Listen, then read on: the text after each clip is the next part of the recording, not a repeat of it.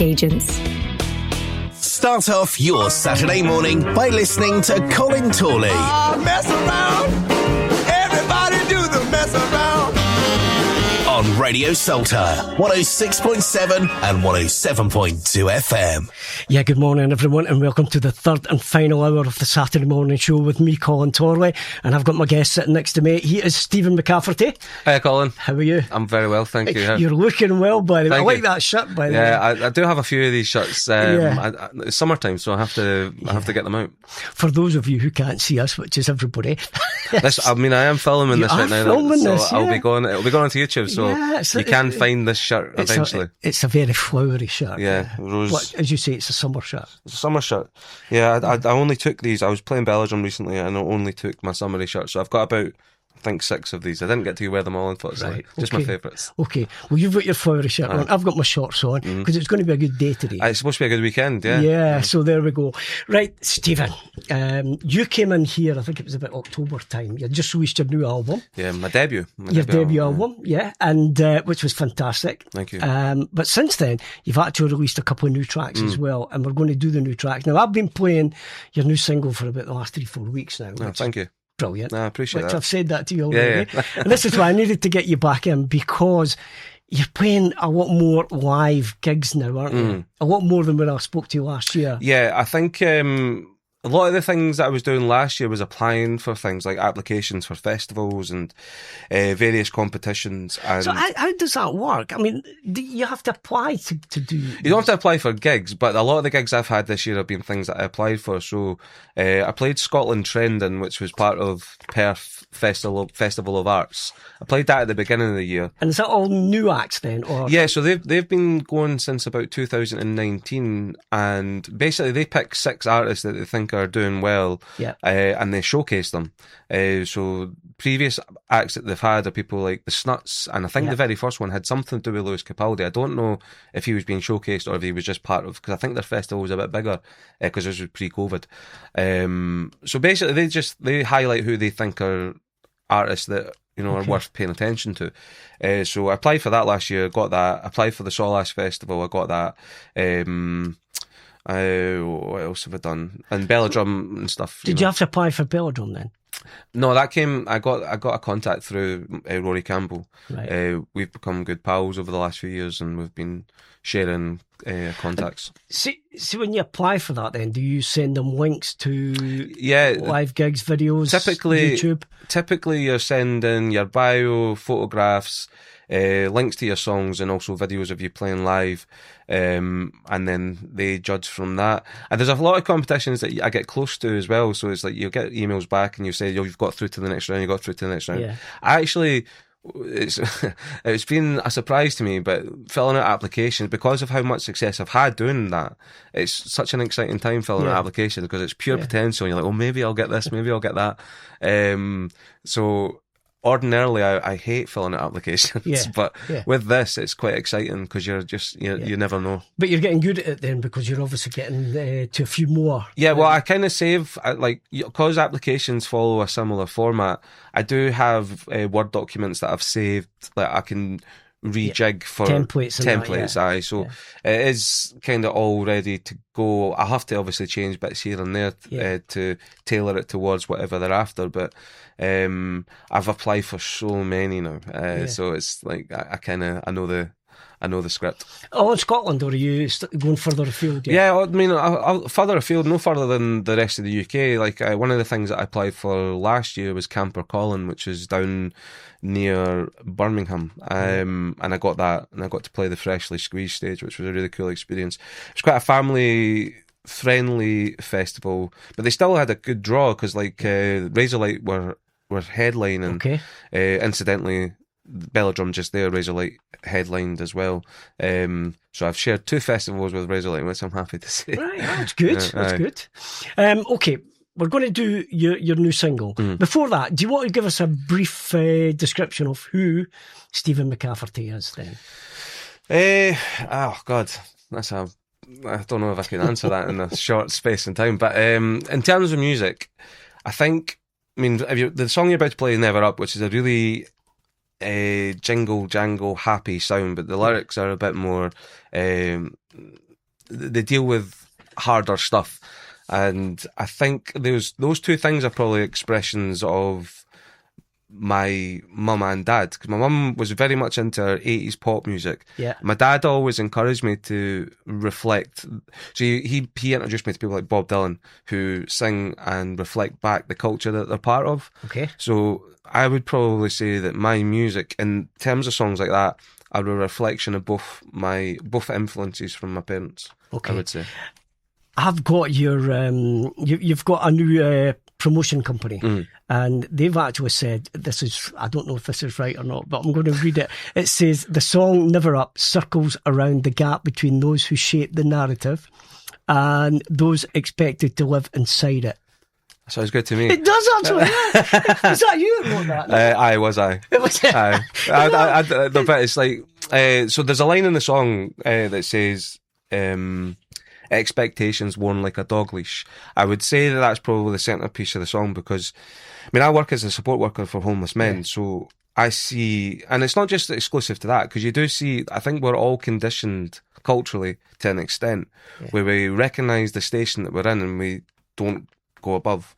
I think maybe it's a British thing as well. We're a very class orientated culture. So I see that firsthand in my job. People thinking things as basic as having keys to your own home as being posh. Yeah. Men in their 50s thinking that. Yeah. And that's how, what's happened in your life that you've reached a point where you think having a key to your own house is posh. But to some people, if they've never had it before. So that's what I mean by cultural expectations worn like a dog leash. We kind of live up to it. That's a great line. Thanks, it's in that song. Right, well, let's play the song and let's chat about it afterwards as well. This is Never Up, and this is Stephen McCafferty.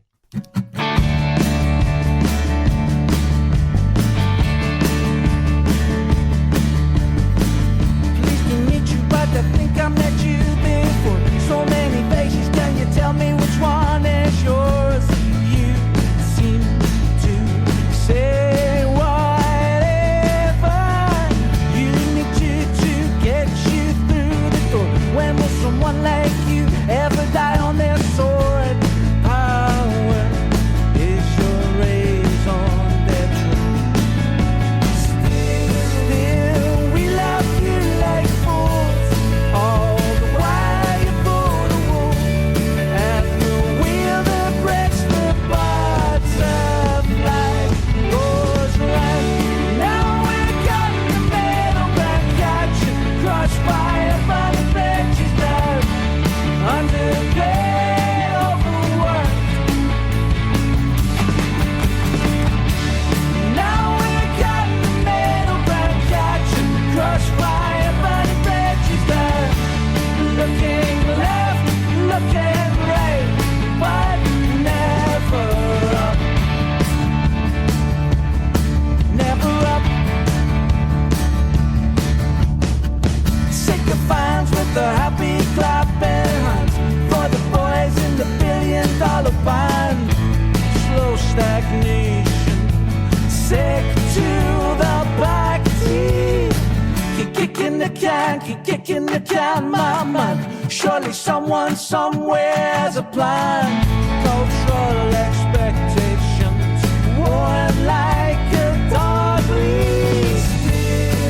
Still, we love you like fools, all the while you pull the wool, and the wheel that breaks the parts of life goes around.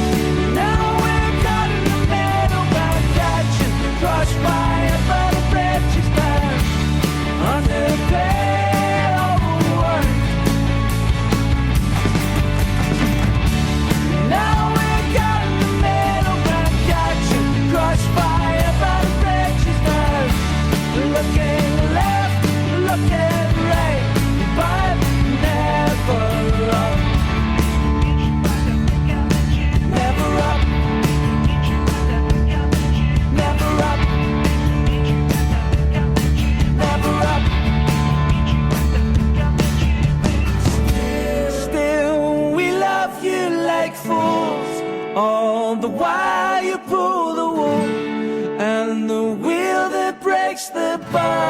tough like those. Now we're caught in the middle, but got you crushed by a burning branches now. Underpaid, overworked. Now we're caught in the middle, but got you crushed by a burning branches now. Looking left, looking right, but never up. Yeah, there we go. That's the brand new single from my guest sitting next to me with his flowery shirt on, and that is Stephen McCafferty. Sorry, I'm going on about that. It's shirt. all right. No, it's all right. It's like it does provoke. And but yeah, that's your brand new single, Never Up. So a bit more about that. You recorded the album, which was Monsters and Lullabies. You recorded that at Pincaitland. Yes. Castle Sound. So Castle Sound do the mastering. So it's all in the same building. Castle Sound has existed for just over 50 years now. Yeah. They were celebrating their 50 years whilst I was in recording it. There's actually a really good documentary on YouTube about it as well. And you don't realise how many big names have actually been through the doors. But they turned about maybe 10, 15 years ago, they turned one of the live rooms into Slate Room, which is what Gary Boyle runs. That's who I recorded the album with. And it's all in the same building. I think it used to be an old primary school a long time ago. And so I recorded it all with Gary Boyle at Slate Room Studio. It all has been mastered by Stuart Hamilton, who runs Castle Sound. And that's going to continue with everything that I've got coming for next. So your plans to do all that. So keep it all at Castle Sound. Yeah, so it makes sense because like with the first collection of songs, it all got reframed into an album. So it makes sense for it all to sound like it's come from the same place. Yeah. And it's just, I love working with Gary, and it's so convenient for me as well because it's only 15 minutes down the road. Yeah. If my partner gives me a lift, I have to get the bus otherwise, but which is then like an hour and a half. But so it's very convenient, and as I say, I love working with Gary. We've built up a good relationship now. We actually started working together in my previous band. We did a couple of singles. That's how I met him. And it was the drummer who was the one that made contact as well. So really thankful for that because it's turned out to be quite a good relationship, and good. I love the stuff that he does. You're very much a solo performer, but then when you listen to that, that's a band. Yeah. And so you play the guitar. You do a bit of piano as well, don't you? Yeah, I do. I mean, it's plinky plonky stuff. It's not nothing. So on the first album, I did have a guy called Pete Nicholson play on Lord Knows I'm Trying, and he's got this amazing flow. Right. And he also did a wee bit on Quiet Dream as well, actually. But yeah, I do. I play a bit of piano. Usually when I can't get anyone else to do it, I was like, I have to do it. And my timing is so bad. This is why, and I have to get little stickers out or little tape out to write all the notes down on the piano so I know where I am, because I get lost otherwise. But I play all the acoustics. But guitar's your main. Guitar and vocals are my main. I play all the acoustics. So I usually record about 3 acoustic parts because I like to texture acoustics.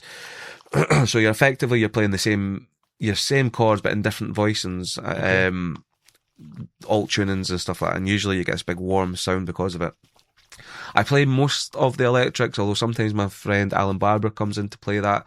Dario Ferranti plays bass. On the first record, Jason Reese played drums, but on this record, Sean Ludlow is playing drums. And these people you know from just touring or playing live? Previously, Alan has been a pal since we were 17. We met at music college back in Perth a long time ago. Jason Reese I've known for a very long time as well, who played on the first record. Dario and Sean I've met because I was looking for musicians to be part of it, and then on some of the tracks on the last album, Ace Duncan sang as well, and she sang on a few of the tracks, and there will also be more people coming in to all the songs that are going to be coming over the next we're going to do a couple of tracks from the album, and I think Ace is singing on both of the two of the tracks I'm going to play. Buffalo and I Only Want to Hear Sad Songs. Yeah, that's them. But yeah, so you're doing a lot of that stuff as well, and it's all in the studio. All in the studio. Because we were talking earlier about AI music, and you obviously don't like it. Not at all. Yeah, I don't like it at all. You're not a fan of it. No, and some of the arguments that get made, it's like they say it's allowing people that can't. Well, there was a a clip that went viral of a guy who's building AI, and he says like music's not enjoyable. Like no one wants and it's like it just completely misses the point of music. I mean, I started writing songs when I was 10. Yeah. I started playing guitar when I was around 12, 13, and the satisfaction of being able to get something after labouring and really trying so hard to get to learn a chord. So the very first challenge when you're taking up guitar is learning bar chords, and you genuinely think I'll never be able to play a bar chord because your fingers just don't go in that. That's when I stopped playing the guitar. Yeah, a lot of people give up then, but and I teach guitar at work as well, and I see bar chords are usually the hurdle that no one wants to jump, but it's such a satisfying experience learning an instrument and getting good at an instrument. And then when it comes to songwriting, I've got songs that take decades to finish. Yeah. And see, it's the most satisfying thing, getting to like 10 years it's taken to finish a song. You've been waiting on this chorus just to find a home. And then you're like, that's it. There's nothing better. And I feel like AI music is just, it's stripping away the whole pursuit of creativity, the whole endeavour. And it's like, to get good at something is important. And if you're not getting an opportunity to get good at it, if you're just putting in prompts. Yeah, but you're hearing it more and more now, aren't you? Yeah. In songs. And I also, not just in songs, in the artwork that people are producing as well. Like videos, yeah. Like one of the things I've just noticed recently is, so there's these sites that you can use like Groover and Submit Hub and Musial Soup to find bloggers and find reviewers and stuff like that. And there's a lot of, and when you're looking for people to review your music, there's a lot of them you can tell have been written by AI, or when you go into their Instagram page, every bit of artwork is AI, and it's so easy to tell, and it just looks sick. And I don't mean that in the positive way from the 90s. It just looks sickly. Yeah. I don't like it. Yeah, so everything you do is you. Everything I do is me. In the studio with a few friends and everything else. So that's clear. We'll want to be clear on that. But and I think I touched a nerve there at some point. No, not at all. Not at all. Obviously we're in groups online with other musicians and stuff like that, and no one likes it. No. We have these conversations all the time. Like I mentioned Rory Campbell, me and him have like hours of voice notes back and forth, and a good percentage of that is lamenting AI and just the destruction that it's doing. Well, I'm going to come to you about how you write songs in a minute, but what we're going to do, we're going to play your previous single, To Never Up, called Debt Collectors, and it isn't actually about debt collectors, is it? Or well, I suppose it is if that's how you're interpreting it. So if people want to interpret it that way, it is about that. But for me, I'm referring to a kind of psychological debt. Yeah. So, and again, it touches with what the Never Up was about as well, where we kind of live up, we perform identities, we can live inauthentically based on how we think we should be, because of social groups, because of friend groups, because of where you grew up, because of the class that you might find yourself in. You can end up living up to an ideal that doesn't actually resonate with who you actually are. And I think the longer you go through your life living in that kind of inauthentic way, it can be quite jarring when you eventually do confront yourself and realise who you are. And the debt collectors that I'm referring to is kind of a symbolic, metaphorical debt collectors, where they're coming to confront you for the lie that you've been living. Not even that you're intentionally living a lie. It's like, because we do, as I said with Never Up, we do find ourselves culturally conditioned, and we don't, to an extent, and we don't always realise it. And I think, especially with men, you can see a lot of posturing when you grow up in these kind of small towns where there's always a threat of violence. Yeah. You live up to this value system that might not actually be akin to who you are. Yeah. And then, so you've been in Preston Pans then, yeah? I grew up in a wee place called Glenrothes. It's very much like Preston Pans. Yeah. Glenrothes regularly gets voted worst town in Scotland. Right. But always a threat of violence, and usually around bus stops and bus stations. It's always the same. Yeah. But we're going to do the song, and then I'm going to ask you about your songwriting and how you actually get to write a song like Debt Collectors, what we're talking about here. Because when I saw the title, I thought, it's all about somebody collecting money, but it's clearly not. No. Well, you can make it what you want. Exactly, but the way you've explained it, it's not quite. I think it's always, I always find it difficult explaining the song, because I always feel like I've said everything that I want to say on it within the lyric.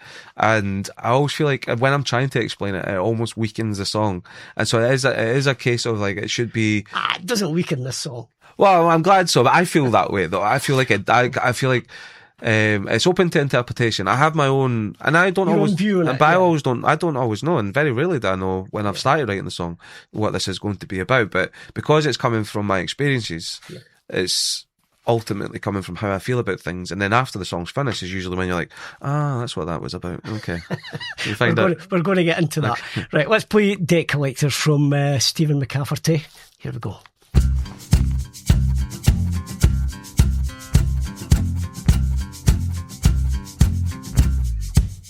Born and bred on dreams made of lead. The good life isn't for you, so get it out of your head. Cool kids Tennessee, untentative dispossession. You're sucking the air out of your own bed. Catching your teeth on a beggar's belief is leaving you with nothing but a mouthful of bees. Watching your life swing upon a tragic trapeze as you count up every daydream you didn't seize. You know I don't mind, but maybe from time to time you would be so kind to let the sun shine. That debt collectors are kicking down the door. Let it go, I'm sick and tired of always having to fight. The end, the shadows in the sky, silver lines. Don't wanna be a liar, minding in the quiet anymore.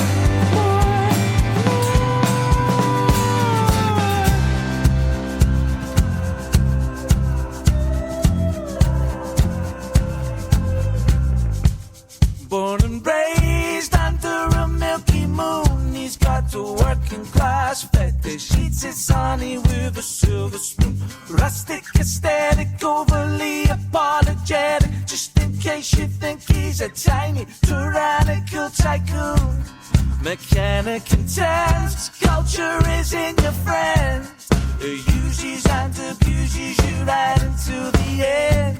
But let's all pretend it is essential to spend your days measuring just how far you're back in them.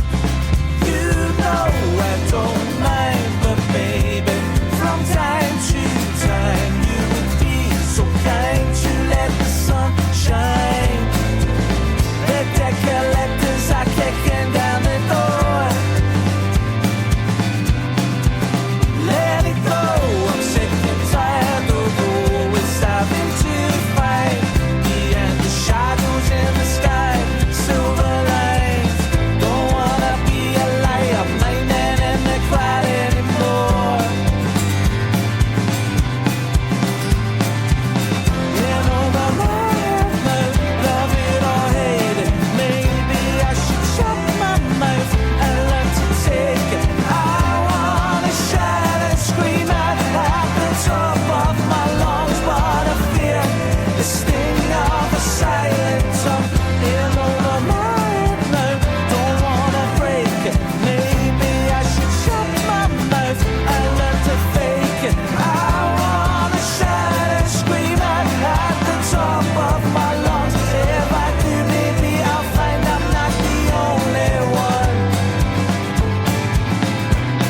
The only one.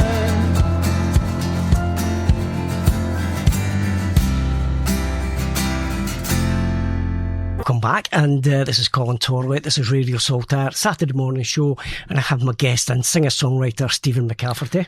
Hello again. Hello again. I'm not going to mention. I've got to mention the shot again. And we were just chatting about these were your last two singles. Now we're going to go into a little bit about your album Monsters and Lullabies. Okay. But first of all, you're a singer-songwriter. I am, yeah. And So when you do live, do you do covers as well, or is it all your own I do stuff? throw them in from time to time. Yeah. The covers I typically do would be, I do Ashes to Ashes by David Bowie. I do. Just played that. Oh, did you? I didn't know. Nice. I do Disco 2000. The Turtles. What's the song? She'd Rather Be With Me, or No. Eleanor. I do that. I've got a wee wheelhouse of covers that I throw in every now and then if it merits. Yeah, but primarily you're a singer-songwriter. If I could. I mean, I just did a competition at Cairns Bar for Bellhaven Untapped, and a lot of the people that are playing there played covers, and I mean, if I can, I'll just be playing originals as much as I have the opportunity to do so. Because singer-songwriter or writing songs is a bit of an art, isn't it? I mean, I've never written a song in my life. Yeah. You know, I've played music all my life, played in bands, everything else, still doing discos, and I've never written a song. I wouldn't even know where to start, but you have a certain way of doing it. So you tell me how you do it. Yeah, so as I said, I have been writing for a very long time, so since I was 10 years old. And the way that I think is probably the most intuitive way of writing, and you do hear of other songwriters doing this as well, forever. Like, could you say Paul McCartney does Paul the exact McCartney same? did it this way. I'm sure Paul McCartney has a lot of ways of writing songs, but this is one way that he did it as well. And it's basically just playing some chords, and he did it on the piano too, but I do it on guitar. Do you just mix the chords up then? Is that? Yeah, so once you've been playing for long enough, you're not really thinking about what you're playing. It's picking up a guitar and just strumming away. You're not really thinking too much about it if you've been playing for a long time. Yeah. And it's just going over 3 or 4 chords, and then till you find something that just. And as I say, you could play the same chord that you've played 1,000 times before, but on this particular day, that chord sounds slightly different, and it's maybe the way you've strummed it, maybe the way you've picked it, but it sparks something off, and you just keep going round in a kind of mantra-esque way, and then. It's quite similar to, so in meditation, you're doing this kind of mindful meditation where you're concentrating on your breath, but all of a sudden these thoughts start popping up from things that why am I thinking about that? So this is 10 years ago.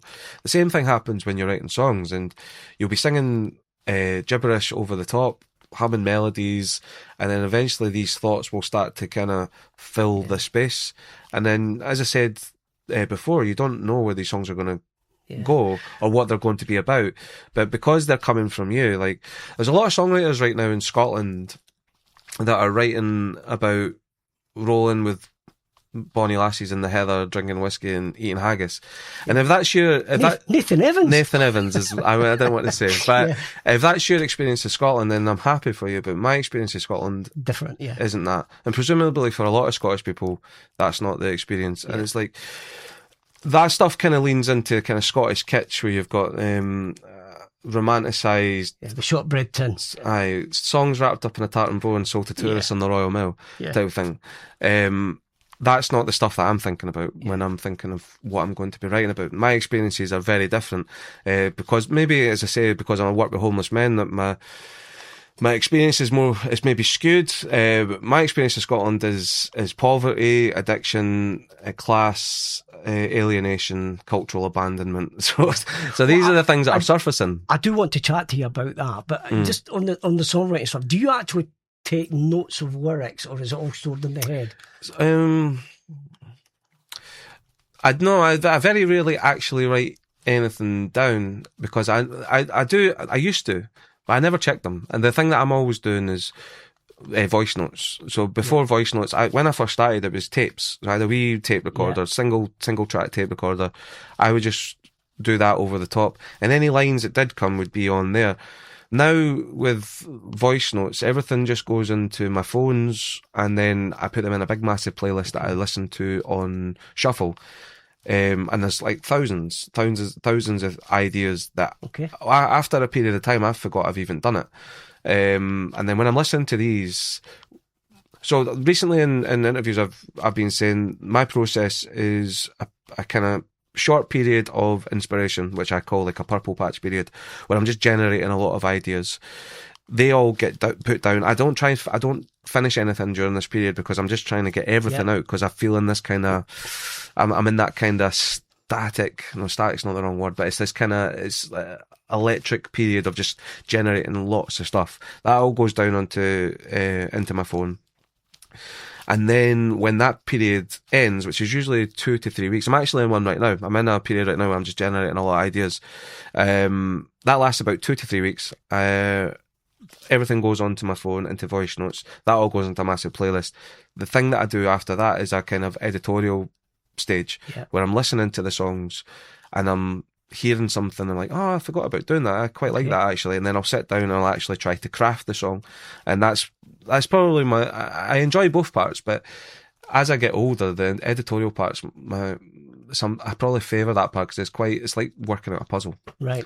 And then it's kind of finishing songs, then doing it that way. And you've got a few more songs that you're going to record. You told me you're going to the studio 29th. Is it 29th to finish? They do put the finishing touches on the next single, which is called "Apathy is a Warm Bed on a Monday Morning." That's a brilliant title, by the way. I hope people remember it because it's quite a lot to fill. But that's the next one, and that's all ready to go, ready to record. Everything, all the next 8 songs are recorded to a degree. They just need finished in terms of the production side of things. But I've got I've got hundreds and hundreds and hundreds of songs, so it's a case of like the songs that.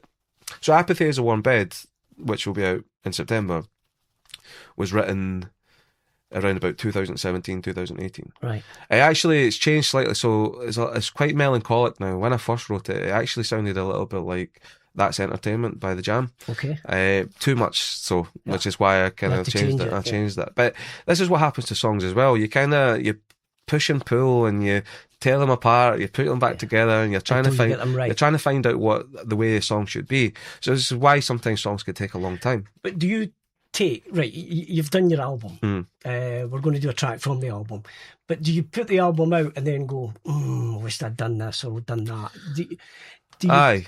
So, actually, never up. I now think that the vocal, I think the level should have been different. I thought the vocal should have been a bit higher and the track should have been down. Right. I just feel like, again, back to the Beatles and Paul McCartney. Paul McCartney drove himself mad on one song. I can't remember what it was, but he was so sure that there was something wrong with it after it was recorded and put out, and he was going to like Ringo and John, and he was like, what is it I'm hearing? And they're like, there's nothing wrong with the track. And that can happen sometimes. You get a bit manic over it. It's like, no, this isn't right. And I did get that with Never. I get it with every track, to be honest. Every track before it's about to release, I'm like, I'm so unsure of this now. And it will happen with the next track. It will happen the track after that, because you just get you get really nervous about it. It's like you're hoping that it resonates in the way that you think it should. Yeah, because sometimes you do get people who go back and re-record one of the most famous songs, and you think, I prefer the original. Yeah, I do want to do that. I've been speaking recently about doing the first album again, but a stripped back live version, with like. Just you and the acoustic? No, not just me and the acoustic. So it'll be like me, acoustic, piano, and then a few vocalists to help with the harmonies and all that kind of stuff, and maybe a bit of cello, maybe a bit of violin and all that. Would you record that live playing or live in the studio? Live in the studio. Right. The good thing about Slate Room is the live room is incredible. So the first album was recorded effectively as a live 3-piece, and you can just, because the thing is, like a lot of studios, you'll get a lot of bleed from the drums. Yeah, the studio is so acoustically perfect that I can be in my sound booth, in the vocal booth, playing guitar and singing, and I can use my own personal mixer to turn those drums down to the point that I can't even hear them anymore. Right, which is just magic. Right. So you can get your own. Mix to exactly how you want it, and it's such a joy to play live. And that we've not done it with this stuff. This stuff's been more built from the ground up. Where I went in with guides that I recorded at home, and we built it up that way.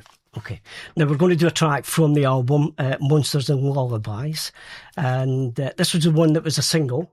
And I think when you came here in October, this was a single at the time. Now, what's I Am a Buffalo about again? I would say it's about stubbornness. This is one of the songs that I didn't know until I'd finished it. I wrote it during a night shift, which I find hard. We don't actually do them anymore, which I'm happy about. But the thing about doing night shifts is you're kind of in a weird state where really tired. Yeah. You kind of, which is your brain's a little bit in dream state. You're in wake state. I used to play guitar when I was on night shift because we've got a few guitars at work to keep myself awake, to stop myself from falling asleep. And I and the Buffalo, I had been messing about with just before I left for work that night, and it just kind of fell out. And then after, when I'd finished, it's about a lot of my songs. Quiet Dream's the same. It's about, so the Quiet Dream for me is the dream of being a musician and doing this full time. That's my quiet dream. That's kind of been my guiding light my whole life. Eye on the Buffalo is about recognizing that, you know, this might not work out, but you know, you've got, this is what you love doing, so you've got to pursue it. And if it doesn't work out, then at least you gave it a go. And the Buffalo, it's all about not having any regrets then. I would say so. It's being stubborn to your dream and not letting anything. So Buffalo is like the American Buffalo. It's obviously a seasonal path, and it has its roots that it walks every year, and it's very much part of nature. And I would say my nature is to write songs, so I'm following that route, and I'm not giving it up no matter what. Well, you're doing well, so why would you? Aye. So, yeah. Right, anyway, here we go. This is I Am the Buffalo, and this is Stephen McCafferty.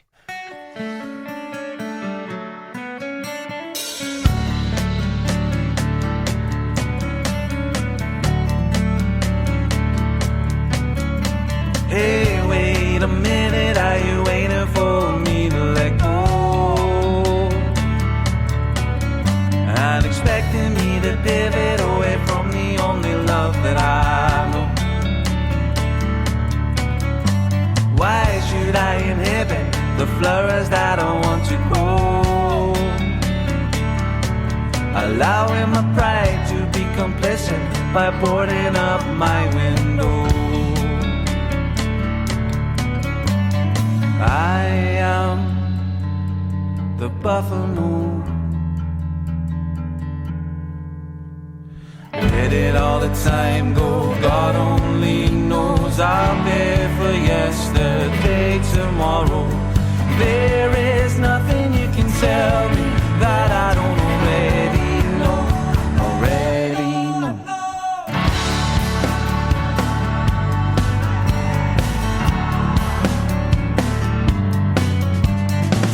Tired deficient, still dining on the afterglow. Contriving limits, every single one is self-enclosed. Indifference has implicit something of a subtle death blow. You should be chewing nails and spitting rivets, watching your life go by the undertow. Are the buffalo. Where did all the time go? God only knows. I'll pay for yesterday, tomorrow. There is nothing you can tell me that I don't already know. Where did all the time go? God only knows. I'll pay for yesterday, tomorrow. There is nothing you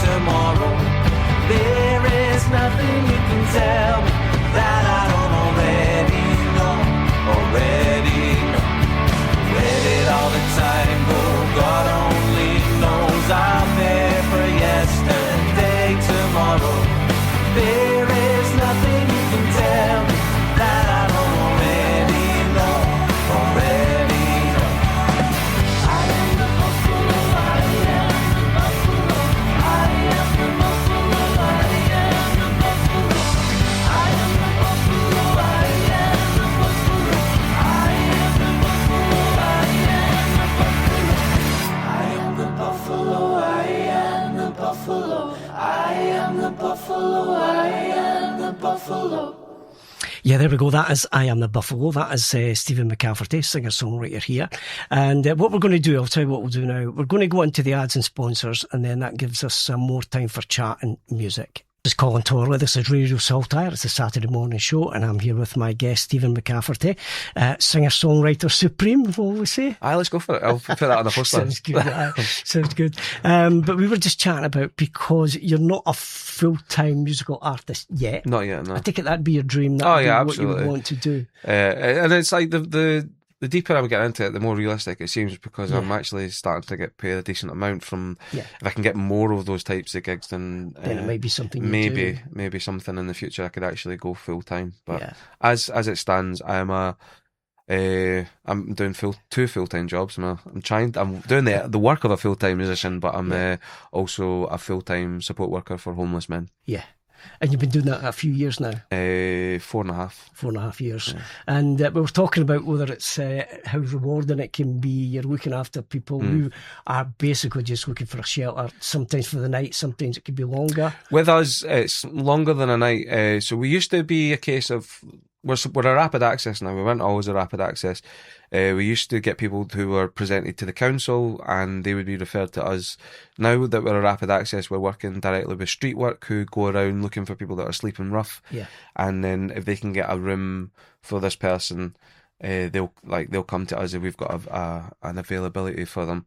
And it can be. I mean, before, when it was council folk, the intense days and nights were few and far between.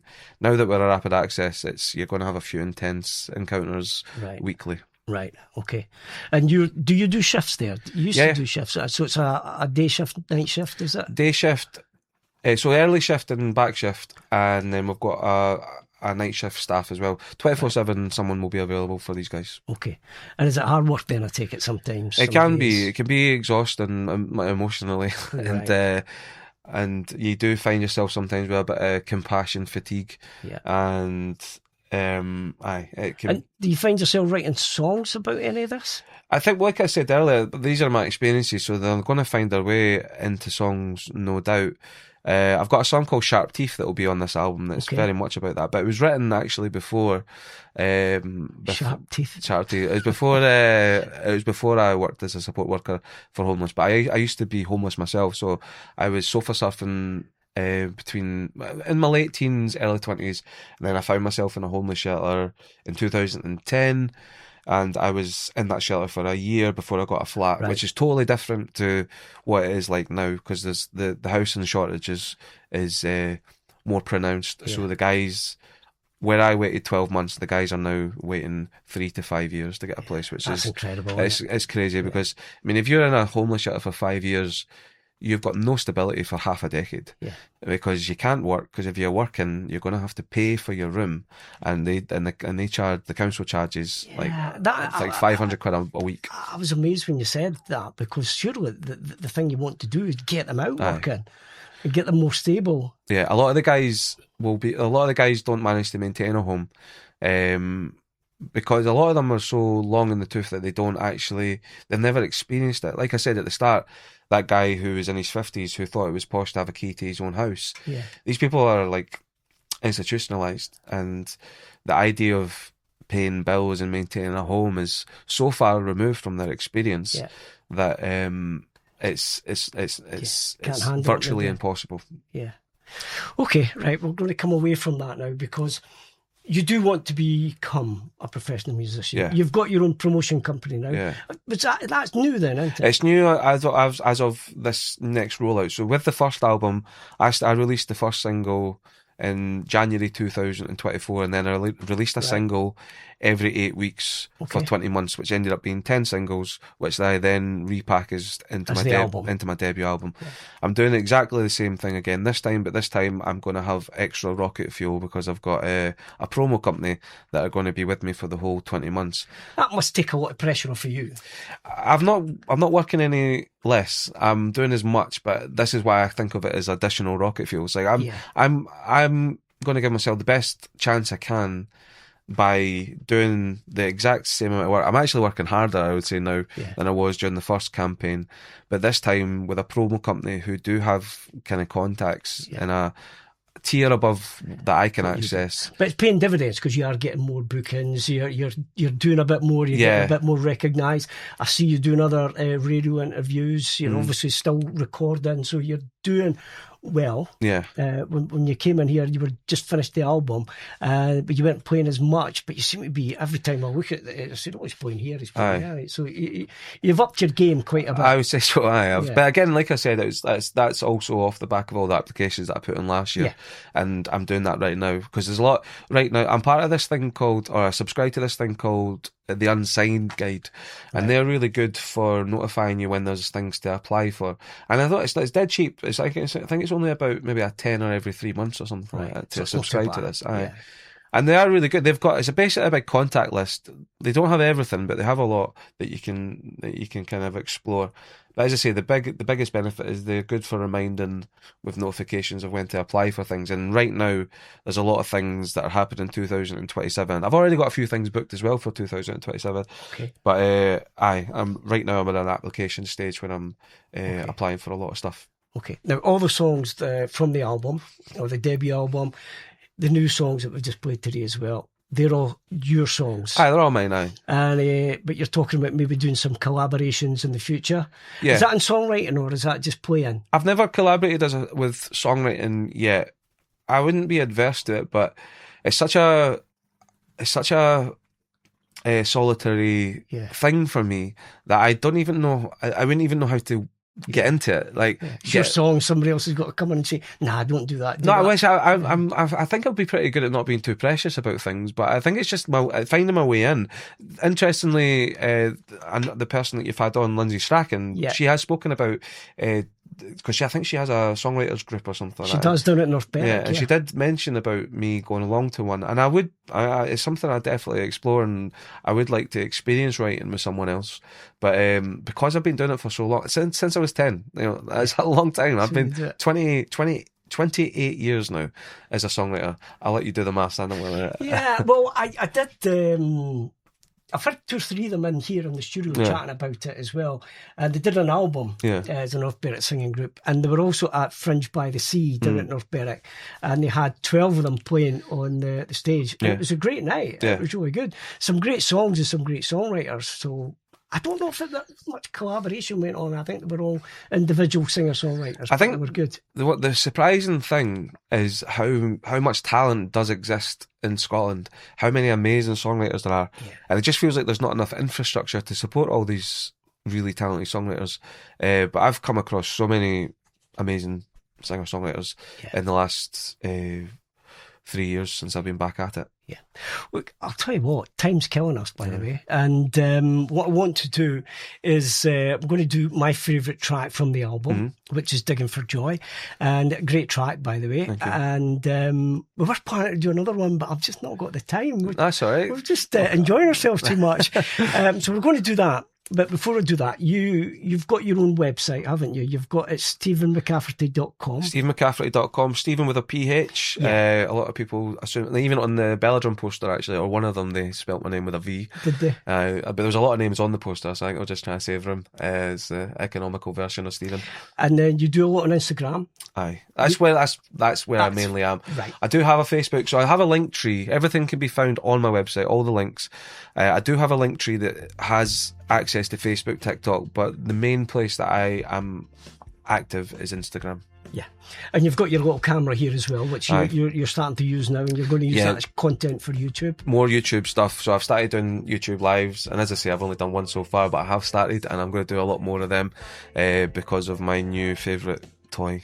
Yeah, well, it's good. I want one. But listen, Stephen, thanks very much for coming. Thank you for having me. Looking forward to the new single. Go and tell me again what it is. Apathy is a warm bed on a Monday morning. Brilliant, love it. So you think that'll be ready in September? Aye, I'm finishing it off this month, and it'll be ready for a September release, if not early October. Brilliant. And you've got 8 songs that you're ready to record. They're recorded, parts of them are recorded. Everything's at a level that it's just things need to be added and tightened up and all that kind of stuff. To go to the studio. But all the songs are written. Right, very good, man. Okay, doing well. Great to speak to you, but you are doing more live gigs and everything. I'm going to have to come and see you live somewhere. Well, I've got one in Edinburgh in October, which I'll be playing with Colin and Slow for a Poet. It's at the Waverley Bar. That's October 25. And my next one in Glasgow is September 12th at Nice and Sleazy's, which is a songwriters' night. I'm going to have to try and look at that Edinburgh one then. Okay, what we're going to do, we're playing out with Digging for Joy. Stephen, thanks again, for coming, talking about your new tracks and your forthcoming tracks. Brilliant, and I wish you all the best. Thank you very much. I'm sure you're going to do well, mate. I hope so. Okay, thank you very much. Cheers.